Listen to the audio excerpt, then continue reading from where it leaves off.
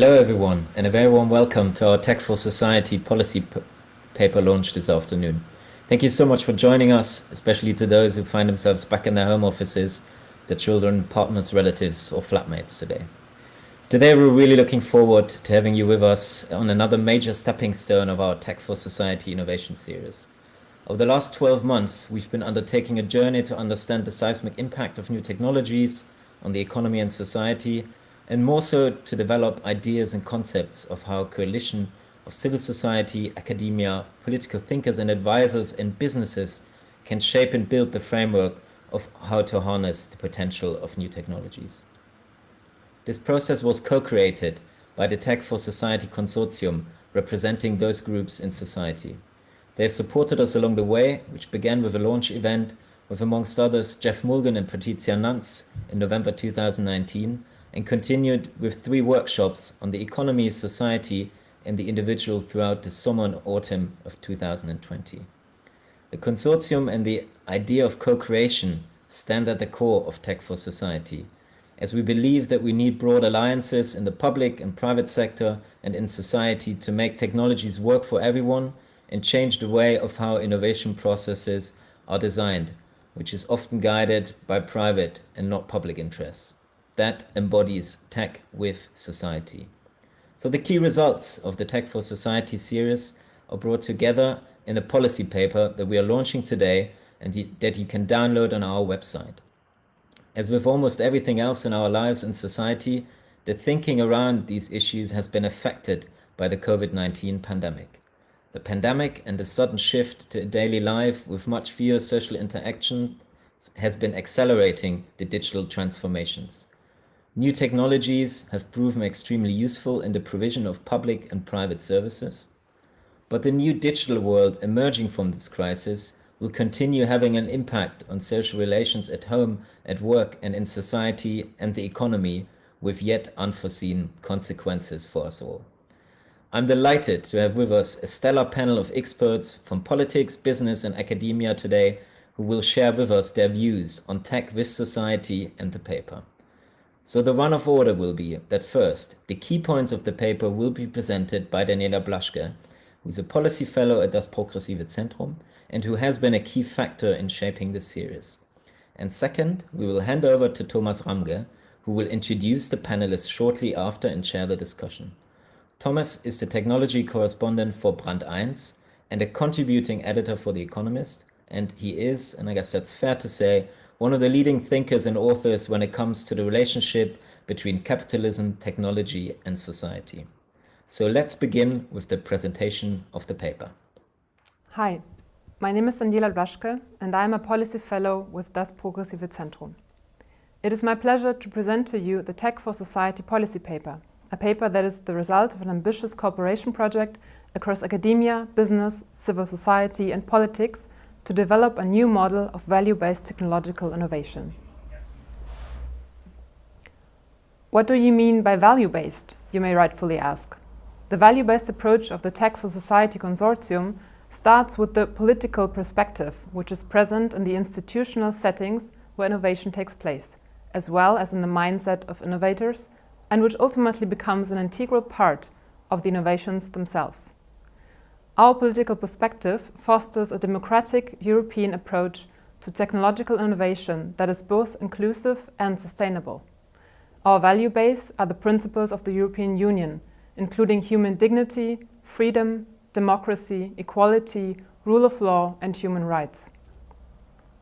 Just last week, the Berlin Declaration on Digital Society and Value-Based Digital Government reaffirmed European leaders' commitment to fundamental rights and European values in the digital transformation.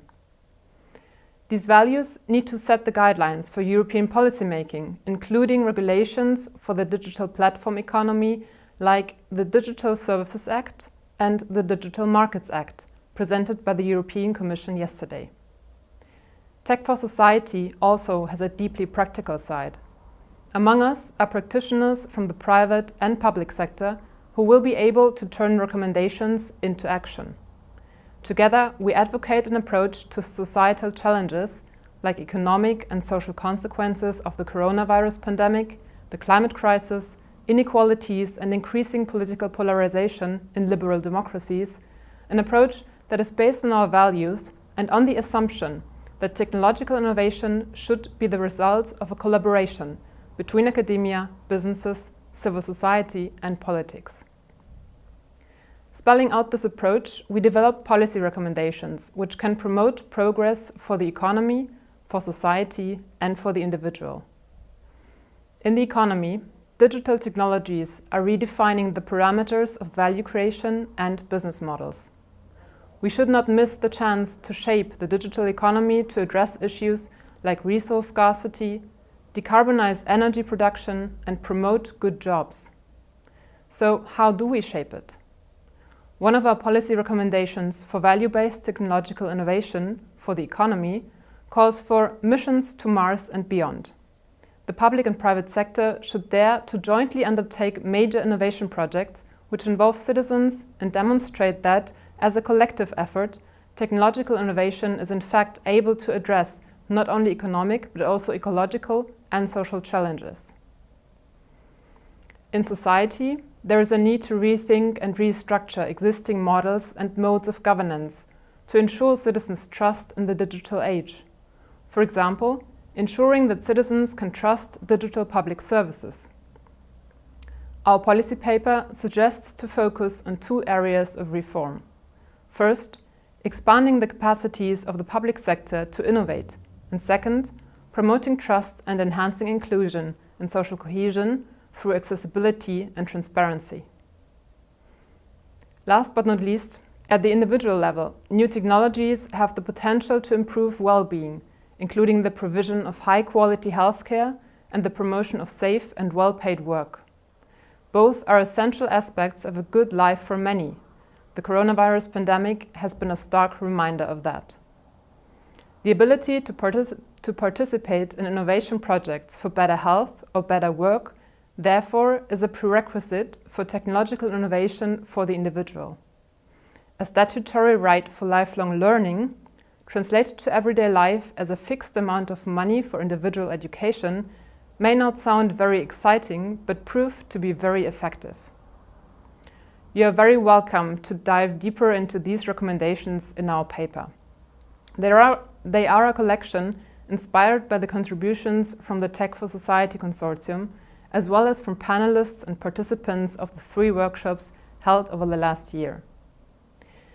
There is one more source of inspiration, however, that I would like to point out to you. In order to increase the robustness of our recommendations, we have tested all our ideas against 6 post-COVID-19 scenarios. These scenarios help to imagine more and less favorable futures and possible pathways for value-based innovation ecosystems emerging from the pandemic. We have documented these 6 futures of tech in post-COVID-19 societies in the paper. For example, in one scenario that regards the pandemic as an opportunity to bring forward a progressive agenda, called New Golden Age, anyone who innovates does it in order to address society's needs, and to that end, inclusive and transparent innovation processes are omnipresent. In this scenario, all there is left to do for progressives seems to be to further strengthen collective innovation capacities, to ensure that what is supposed to happen in this new golden age actually happens. The strength of thinking and planning along different scenarios is not just the fact that you have to describe in detail what a favorable future may look like and how you will get there, but that you do the same for less favorable futures. For example, our scenario called Radical Individualism depicts a future in which trust in collective systems has been eroded and replaced by highly individualized physical and digital gated communities. In this future, mainly corporate actors innovate to secure competitive advantage.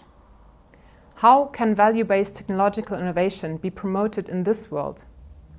This question is not as easy to answer here as it is in a more favorable scenario, but it is equally important. We found an answer, but I will let you read about that in the paper. This Tech for Society policy paper is a stepping stone to co-creative, value-based technological innovation. The idea is based on an impulse given at our opening conference by Jeff Mulgan. Leveraging different perspectives, he introduced the concept of collective intelligence and how it can generate public benefit with regards to transformation processes in decarbonization and the labor market.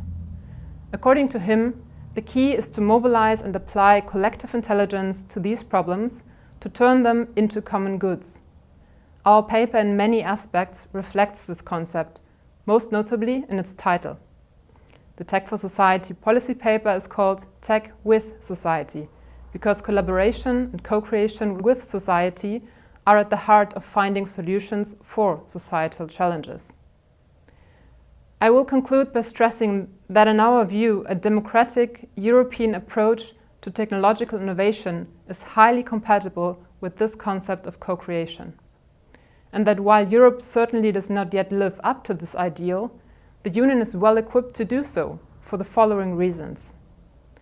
First, Europe has the ability to pool best practices and expertise from across the continent and define its own model of technological innovation based on strengths in areas where it can achieve or build on a competitive edge.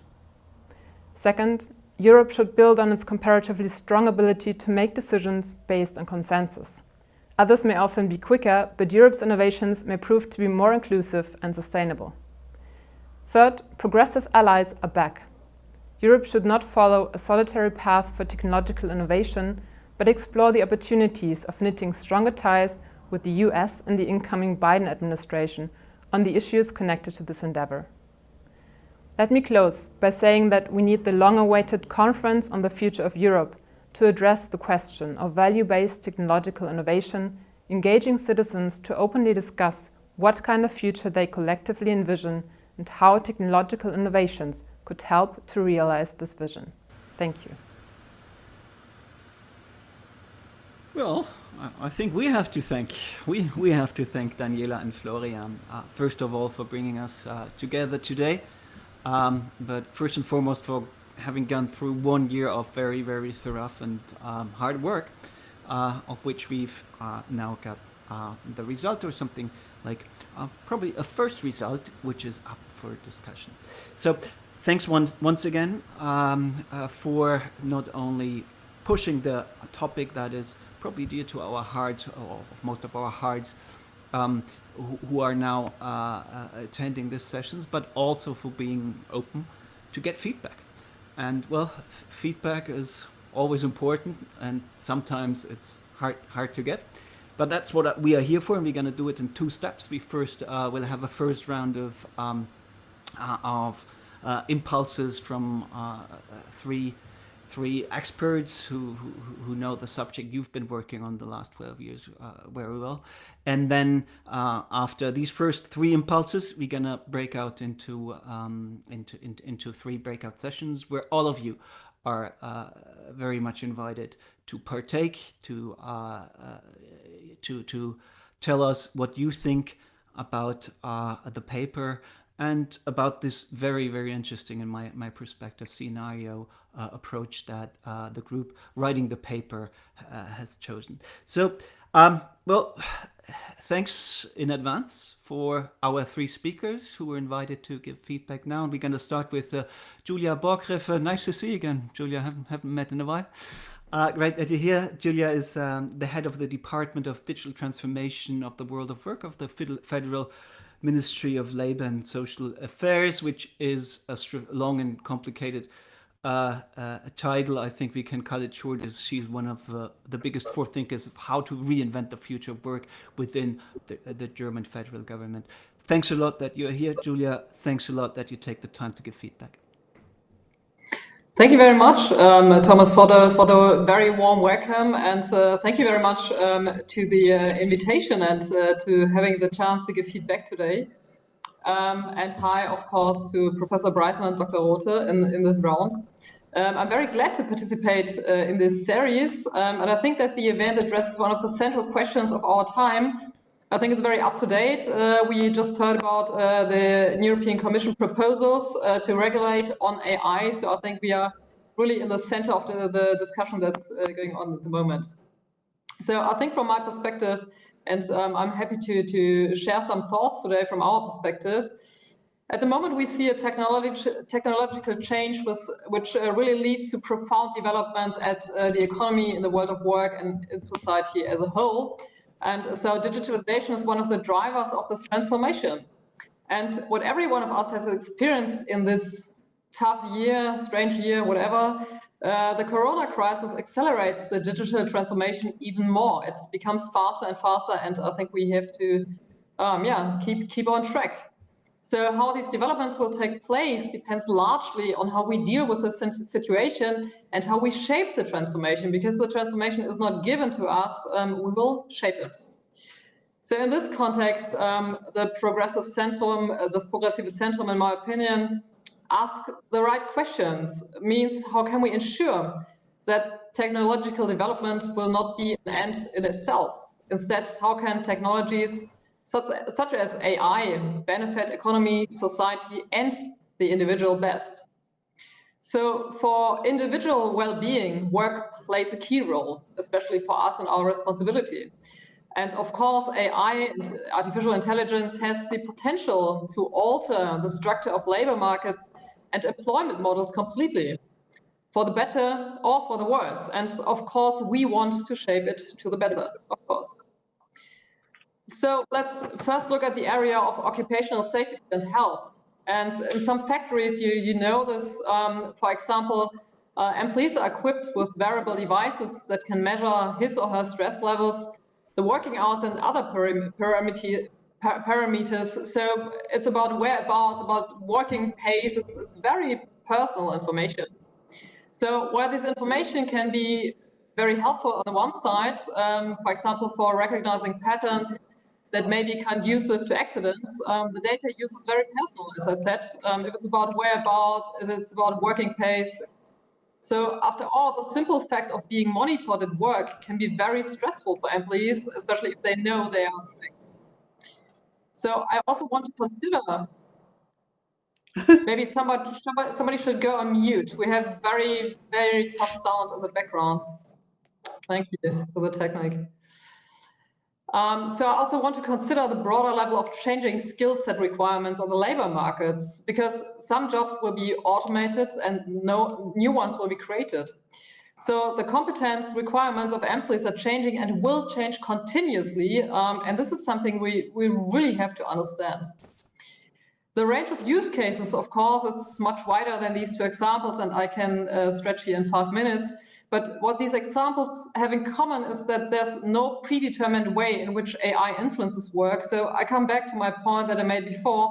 We can shape our future, but we should know what we shape. So it's not only up to policymakers to shape this development towards a safe and trustworthy use of AI. And I think we have to be aware that we talk about a very, very strong change process, which is more maybe sometimes about the cultural perspective of change than on the technical change. And what makes change processes successful? It's about knowledge, it's about trust, it's about transparency. So I think in this study we see many points that belongs to this idea of a change process in total. So this is why I really like the idea of a model of value creation based on co-creation, because it's a process that involves actors from different parts of society, such as business, politics, academia, and civil society. And this is something which might create this trust, this transparency, and a network that is reliable. So our narrative as the Federal Ministry of Labor and Social Affairs, or BMAS, as we call ourselves, is investing at least as much in people as in technology. So we want to ensure that the further development of artificial intelligence applications is based on a broad social discussion process and is thus focused mainly on people and the common good. So it's in the end about the change process and its acceptance. Our Observatory for Artificial Intelligence in Work and Society that we started in March, we call it AI Observatory, has a key role to play in this context. The AI Observatory is one of the outcomes of the federal government's AI strategy. You might have seen it just has been updated last week, and it's embedded in the structures of Policy Lab Digital Work and Society in the BMAS, our Denkfabrik. The AI Observatory is seeking to engage in a dialogue with artificial intelligence experts as well as with members of the wider society. These include representatives of trade unions, business, academia, the media, and the civil society. So I think we share here a very, very similar idea. The project Civil Innovation Platform is also part and an example of the German federal government's AI strategy and a cornerstone of an upcoming AI ecosystem for the common good. It's our working title. We do together with the Federal Ministry for Environment and the Federal Ministry for Family Affairs, Senior Citizens, Women and Youth. It aims for the cross-sectoral development and implementation of artificial intelligence applications for the common good, from the basic idea via a viable concept to the realization. Because I think we also prove that it really is something that does a positive or gives a positive aspect to people's life and not create danger or harm or whatever.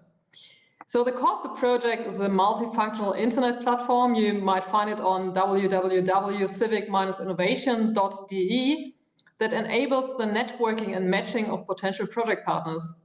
It connects developers and startups with municipalities, small and mid-sized entrepreneurs and companies, public administration, trade unions, social political organizations, and so on. So it's a very, very interdisciplinary approach. And just yesterday, we have closed our first idea contest called AI is what we make it, to emphasize this point of creation, of shaping. With the context, we make it possible for anybody interested to share ideas on the use of AI for the common good and develop them in a collaborative process and an interactive and interdisciplinary process. So as you can see, co-creation is not utopia, but already reality in parts. It can work if co-creation becomes not just a label, but a mindset. So thank you very much for giving me the time to share some ideas and giving feedback to your very interesting study. And I'm really looking forward to the discussion. Thank you. Thanks a lot for the feedback and for the pitch for your institution. Anyhow, no, thanks a lot. We are looking very much forward to go deeper in the breakout session. And as we are running a little bit behind, let's immediately start with Joanna. We are very delighted to get your feedback, as obviously the paper is very, very close to your expertise. You're a professor of ethics and technology at the Hertie School, but you also advising many governments, transnational institutions, non-government organizations in the broader field of tech and society, and especially concerning AI. So we are very curious what you have to say on the paper. Thanks, Joanna, for being here.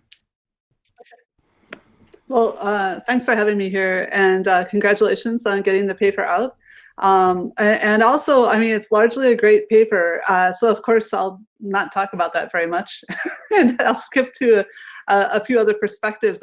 Well, one thing I really want to congratulate you on. A lot of people, unfortunately, in the AI sub-area of technology for society, technology for good, when they talk about values-based, they often mean, let's capture human values and then encode them in AI and then sort of force all humans to conform to this set of values. That is not the right way to think about that.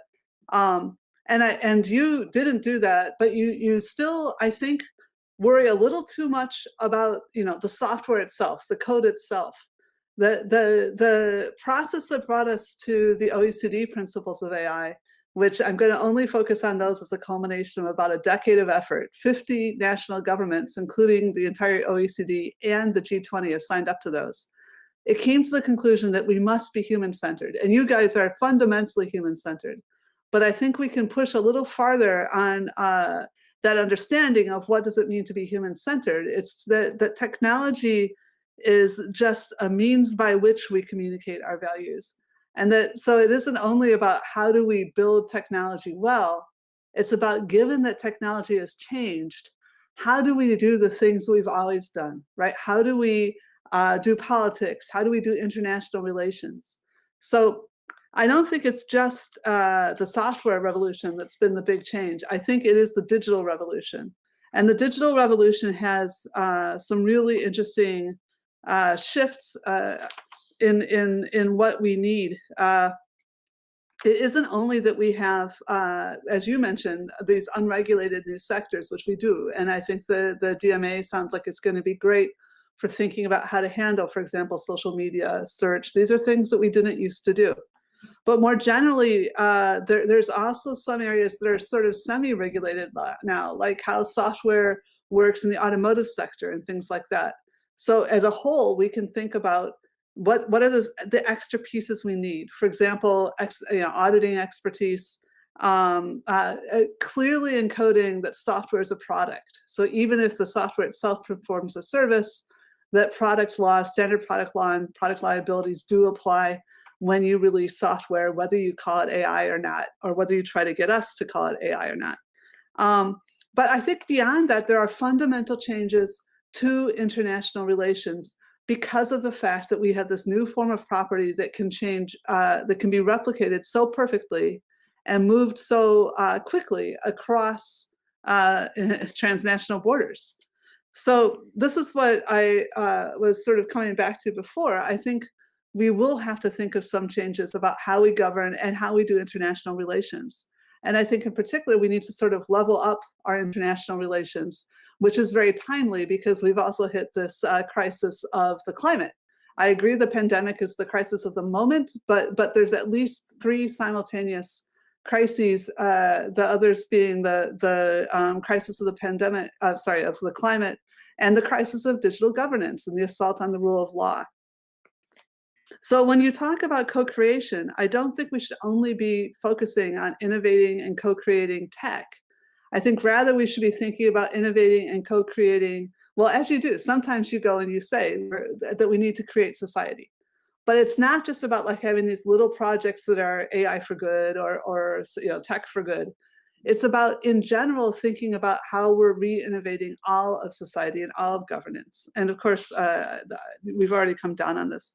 So one critique I had was that I would rather focus on our climate crisis as a grand challenge instead of creating a new climate crisis on a new planet, Mars. I talked about the co-ownership. Oh yeah, there was a little confusion about does we need to clarify with big tech that we own the data. Well, actually, it's a little more complicated than that. The data that they store is just an abstraction of our lives. It's not our entire lives. And each business will keep a different abstraction. So it's not quite as simple as saying, hey, that's ours and we have to publicize it. It is definitely part of us. As the GDPR makes clear, there's parts of us that are captured in the data, which is hosted on proprietary infrastructure, on technology infrastructure by big tech. So we have a complicated thing to thrash out there that we haven't had quite to this extent before. I want to point out, I had a paper that came out Friday. A lot of this disruption is not only about digital or tech, it's also about inequality. Well, maybe this is technology, but I mean not only software, not only the digital technology. We've had this kind of situation of very high inequality and very high political polarization. Those go together. At the same time, we had the same thing, which led us to World War I. And we all know that it took us decades to dig out of that context and get to a more level playing field.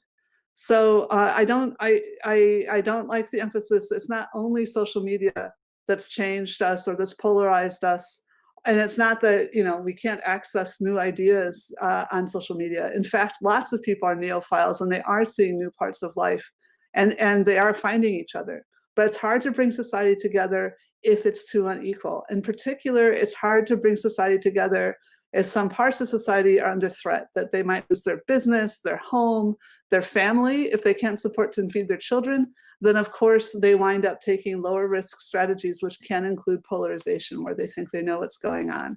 So if we want to help everybody invest in the public goods, we have to get on top of redistribution. And to me, that's the ultimate challenge we should be focusing on, is figuring out this question of what is adequate redistribution. And again, echoing some of these thoughts about the future of work. There was a little bit about academia that I think I want to address, and it ties in with sort of the open source and open access. Don't forget privacy matters too. so yeah, I'm wrapping up.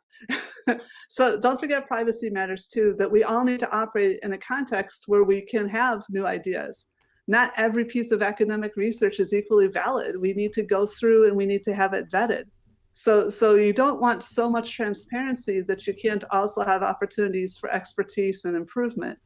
And in general, I think this is a problem across all the domains. We want transparency in academia, similarly to industry, similarly to government. And that can't mean just making everything comprehensible to everyone. What we have to do is, at an abstract level, try to make ourselves comprehensible to all the major stakeholders. And then always provide some kind of pathway so that people who want to know more details know what they need to do, again, to level up to the capacity to be able to understand that. But I don't think we can just make everything totally open. It's not that easy, right? If you show everybody everything, they're not going to have time to read it all. So Yeah. that's the. Yeah, I assume you're totally right. Joanna, many thanks. That was so much food for thought for the authors that I would assume. Okay, So one last sentence, please. one. Don't only look west. Please look south to Africa, and please look east. We are a unique thing as EU. So do not only think, although I do look forward to having a better relationship than we've had with America, but don't think only one direction. Yeah. And we also got that we don't have to look at Mars, right?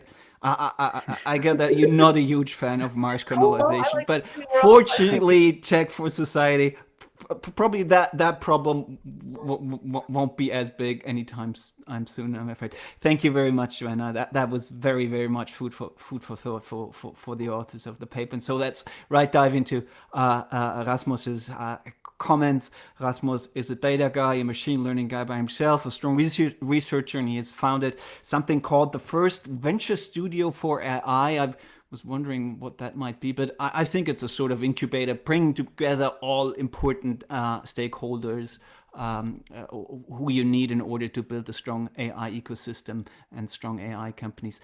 Rasmus, we'll discuss your company sometimes else. Now we are very, very curious for your feedback to the paper. Thanks you're here. Exactly. Thanks for the kind introduction, and thanks for letting me comment on the paper. First of all, congrats on publishing it. I think it's a great initiative. It's also really great to bring all stakeholders together, and I guess you can also see that here as the people commenting on it. We all come from very different stakeholders, and I very much see also here the same kind of mindset. So that's great. I think the scenario testing is a good idea. I think that often you see policy recommendations, but then they're not kind of tested, and making it clear with these scenarios, I think is great in this paper. And I actually also I personally actually like the reference to the Mars. I think it shows that that you are thinking big, and also in terms of major and bold projects. Now about co-creation, I think this is very important. I think it's actually also the only way we can be successful in bringing AI to the real world, and also to bringing it to society and individuals. I mean, we've been seeing that ourselves. We've been building one company in the space of medical imaging, which is not just technically a hard problem and from business side a hard problem, but also touches a lot of regulation, and also ultimately touches doctors using the product, but also regular consumers and users and individuals from the society. And I think for us it was super helpful to actually involve all these stakeholders from day one, and also co-create with them. So I'm very much in favor of that. In the end, you need to make sure that you're building something that is compliant with regulation, but it's also something the individual adopts, because that's also, even from an economical perspective, you incentive that people use your product. And so I think the classical sequential way of innovation, where you have universities where technology companies spin out, then build products, then think about regulation, and then finally touch the users, I think that is very slow, and also can lead to results that then don't get adoption. So from day one, basically parallelizing that and including all these stakeholders is a great thing, and we should definitely do, and we are also doing as an organization. I think we need to just be careful there that we are not making things too slow. I mean, there's basically a trade-off. So the more people you involve, the more stakeholders you involve, it's also slowing things down. It's also like there's sometimes conflicting interests, so I think you just need to find the right balance there. But overall, I'm very positive about this. Now, talking about the different dimensions, economy, society, and individual, I think it's a great concept. It's great to think about these different stakeholders. I think we need to also make sure, though, that there's this very strong interdependence. And when we think about regulatory changes, we are always affecting usually several of those dimensions. And so, making sure that when we make a regulatory change, who we affect, and that we maybe also should think from the other side, basically from the regulatory side, like what are the levers we have and where can we have the largest impact, and then thinking about, okay, what dimensions does it touch, I think would be a helpful way to think about it. I still think, I mean, the economy is a great lever there. The government has a very clear role how to affect economy, and I think also, like, if we want to make sure that the next AI companies are also built in Europe and are built with our values, we need to make sure they're built here in Europe. And so I think kind of starting there with the economy, making sure we're building the applications here, but then involving all the different stakeholders, I think is the way to success. What's been missing in the paper? I think I wish there would be a bit more focus on also other areas of application. I mean, with this year, with COVID, and generally healthcare being a very prominent topic, I think there was a strong focus on that on the paper, but I think there are also other areas, I think as mentioned before, like climate, like manufacturing, mobility, education, that should be touched. So I think like adding a few more of these use cases to the paper, I think would provide broader applicability of what's been written there. I think in the second part, we need to sometimes be a bit careful that we don't mix digitization and AI. Like, I felt like there were a few pages where if you would have replaced the word AI with digitization, the paper would also still make sense. So I think there either it needs to be a bit more explicit that it's not just focused on AI, but also on some aspects of digitization in general, or it should maybe only address the more AI specific segments. But I generally like a strong focus also on bringing AI into the public sector and seeing what are the big applications levers there.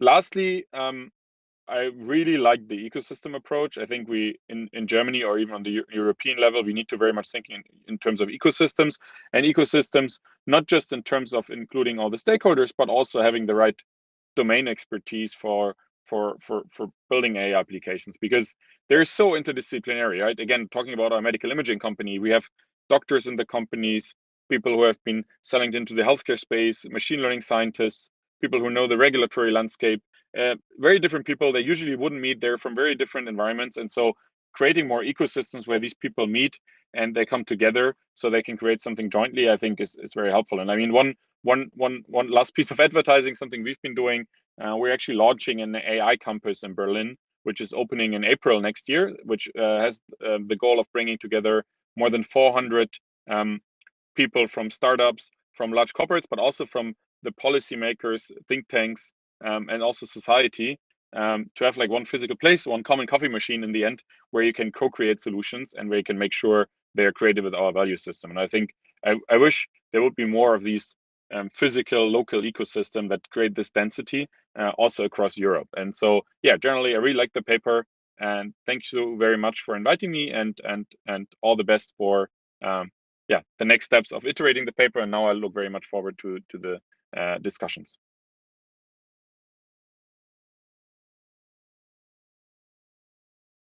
Where you could start on helping to bring those ideas into reality by co-creating next time soon. Thank you very much, the three of you, to this point. We're gonna now swap into the breakout rooms through Zoom. All speakers have to change platform now, have to go migrate into Zoom, and we'll see you there. And we're gonna, as we are running a little bit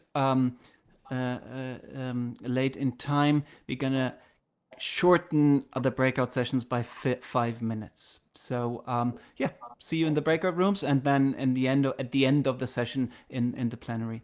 See you.